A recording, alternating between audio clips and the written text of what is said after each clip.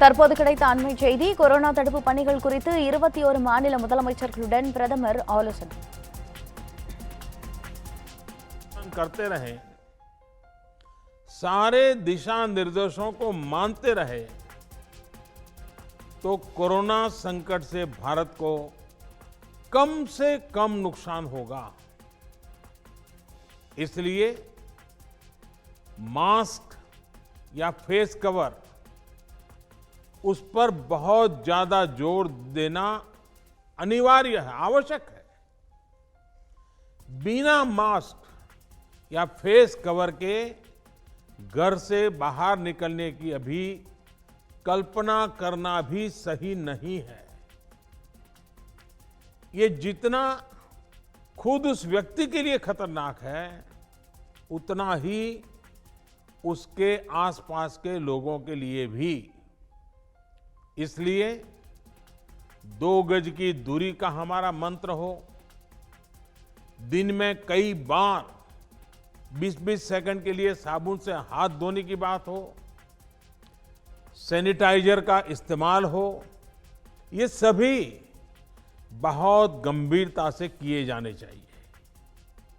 खुद की सुरक्षा के लिए, परिवार की सुरक्षा के लिए, विशेषकर घर के बच्चों और बुजुर्गों की सुरक्षा के लिए ये बहुत जरूरी है। अब तक लगभग सारे ऑफिसेस खुल चुके हैं। प्राइवेट सेक्टर में भी लोग ऑफिस जाने लगे हैं। बाजारों में, सड़कों पर भीड़ बढ़ने लगी है। तो ये सारे उपाय ही कोरोना को तेजी से फैलने से रोकने में मददगार होंगे। थोड़ी सी भी लापरवाही, थोड़ी सी भी ढिलाई,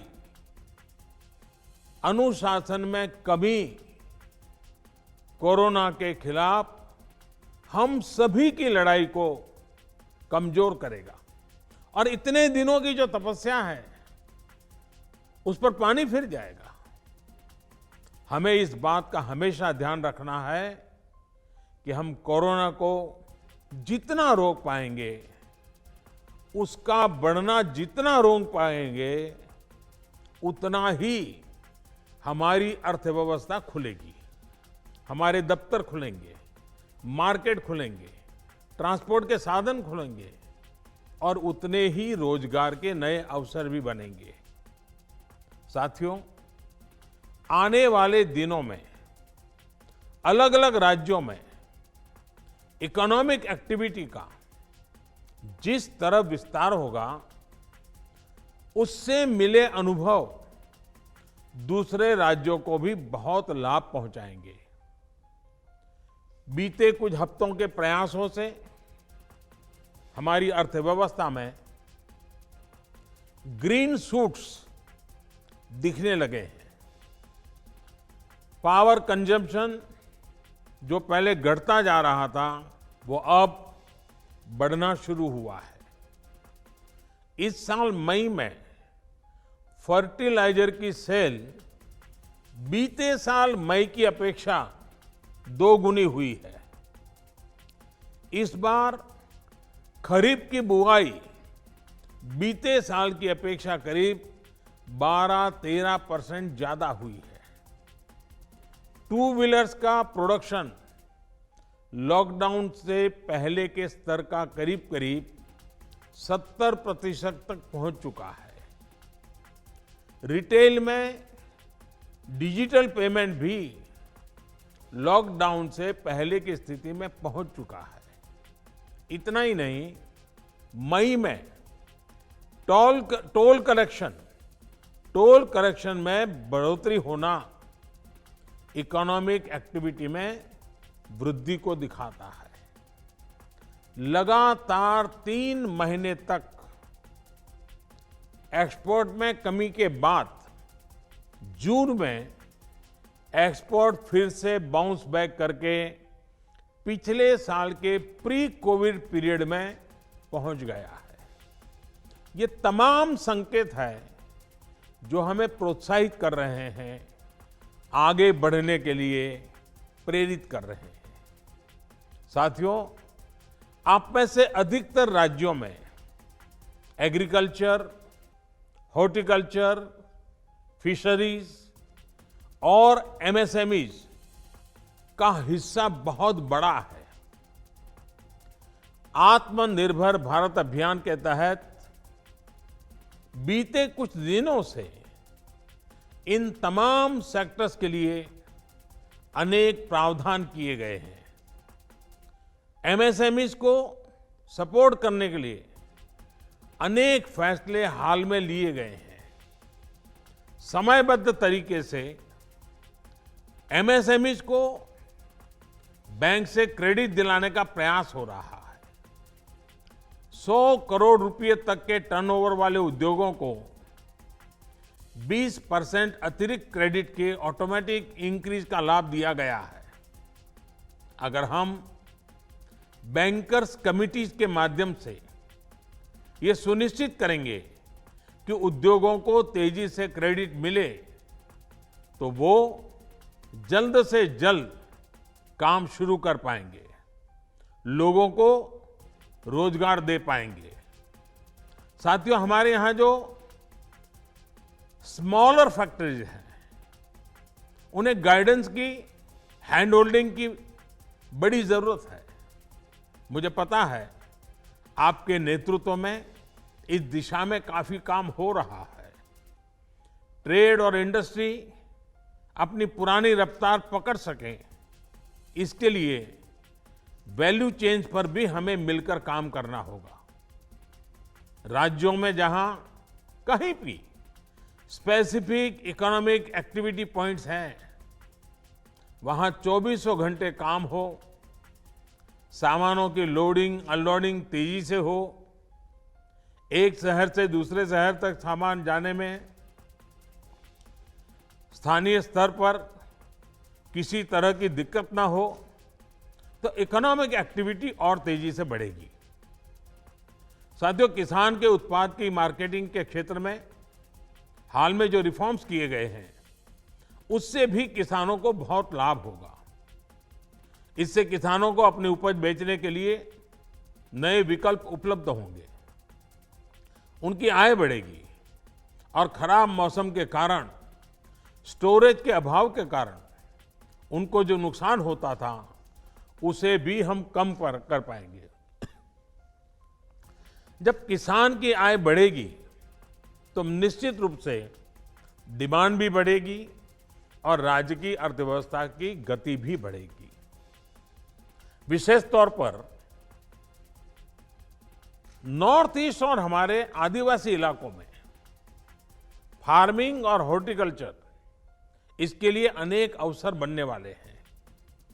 ऑर्गेनिक प्रोडक्ट्स हो, बाम्बू प्रोडक्ट्स हो, दूसरे ट्राइबल प्रोडक्ट्स हो, उनके लिए नए मार्केट का द्वार खुलने वाला है।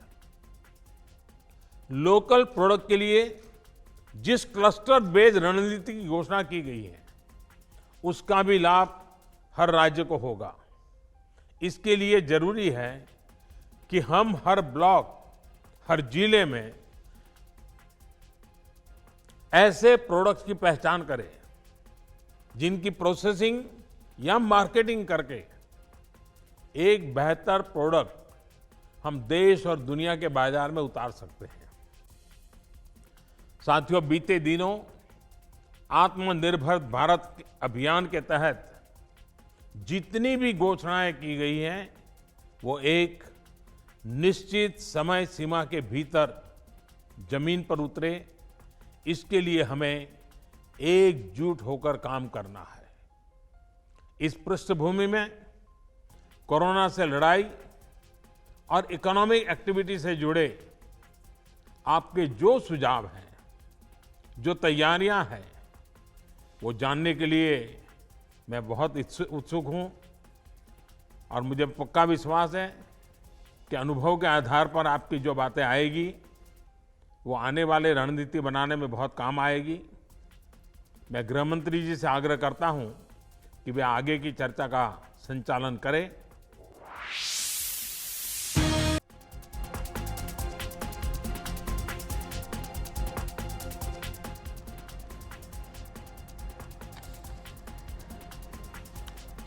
கொரோனா தடுப்பு நடவடிக்கைகள் குறித்து 21 மாநில முதல்வர்களுடன் பிரதமர் மோடி ஆலோசனை நடத்தினார். அப்போது பேசிய அவர், தற்போது இந்தியாவின் கொரோனா தடுப்பு நடவடிக்கைகளை உலக நாடுகள் பாராட்டுகின்றன என்றும் இந்தியாவில் கொரோனா கட்டுக்குள் உள்ளதாகவும் கூறியுள்ளார்.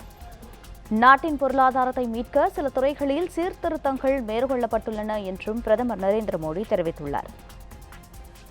இந்தியாவில் கொரோனா கட்டுக்குள் உள்ளதாகவும் தெரிவித்துள்ள பிரதமர் மோடி, அரசு அறிவித்துள்ள விதிமுறைகளை மக்கள் முறையாக கடைபிடித்தால் கொரோனாவை ஒழித்துவிடலாம் என்று கூறியுள்ளார்.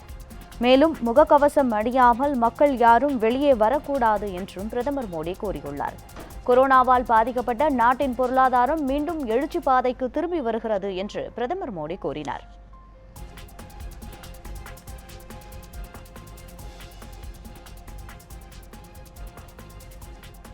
கொரோனா தடுப்பு பணிகள் குறித்து 21 மாநில முதலமைச்சர்களுடன் பிரதமர் மோடி ஆலோசனை நடத்தினார்.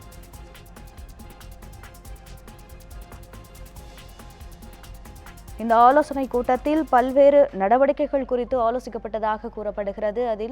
அது குறித்து பேசிய பிரதமர் நரேந்திர மோடி, இந்தியாவின் கொரோனா தடுப்பு நடவடிக்கைகளை உலக நாடுகள் பாராட்டுகின்றன என்று கூறியுள்ளார். இந்தியாவில் கொரோனா கட்டுக்குள் உள்ளதாக தெரிவித்துள்ள பிரதமர் நரேந்திர மோடி, அரசு அறிவித்துள்ள விதிகளை மக்கள் முறையாக கடைபிடித்தால் கொரோனாவை முற்றிலும் ஒழித்துவிடலாம் என்று கூறியுள்ளார்.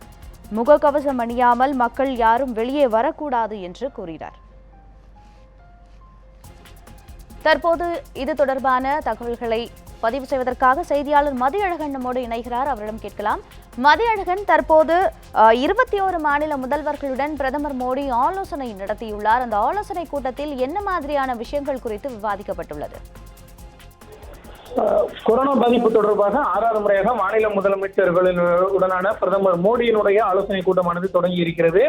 மொத்தம் 2 நாட்கள் இந்த ஆலோசனை கூட்டமானது நடைபெற இருக்கிறது. இன்றைய தினம் இந்தியாவில் கொரோனா பாதிப்பு குறைவாக இருக்கக்கூடிய 21 மாநிலங்களை சேர்ந்த முதலமைச்சர்களுடன் பிரதமர் மோடி ஆலோசனை நடத்த இருக்கிறார்.